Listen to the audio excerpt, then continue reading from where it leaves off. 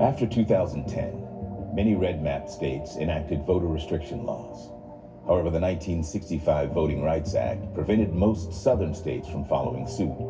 The act required that those states seek approval or pre-clearance from the U.S. Department of Justice in order to change their voting laws. Well, this was a problem, since the South is key to Republican success. So, some of the same conservative groups that fueled Red Map now funded a Supreme Court challenge to the Voting Rights Act. The goal? Do away with the pre-clearance requirement.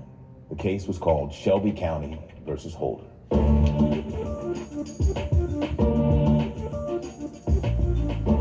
First, though, a landmark day for the Supreme Court as it struck down a key section of the landmark Voting Rights Act that was created to prevent discrimination at polling places. This is a critical day for Democratic participation in America. This decision by the court is a game changer and leaves virtually unprotected minority voters in communities all over this country.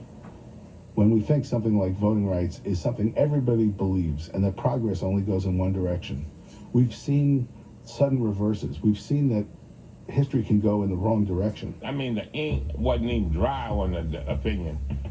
And the next thing you know, the states race to the clerk's offices with legislation that would do harm to people's rights to vote. As soon as the Shelby decision was announced, North Carolina legislative leaders said, now we can go for the full bill. And the full bill was the monster vote suppression bill. So what do we have? We have 53 pages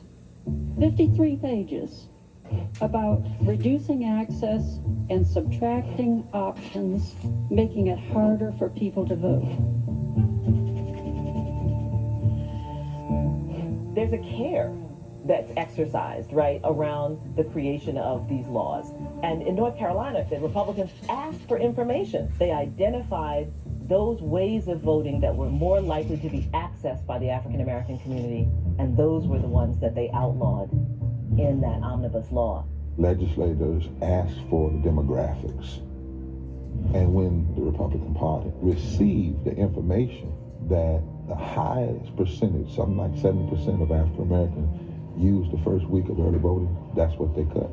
Every decision they made it after they knew the impact it would have on African Americans, Latinos, people of color, and poor people. Some Republicans have admitted that this was a way to make it a little bit tougher on Democratic voters.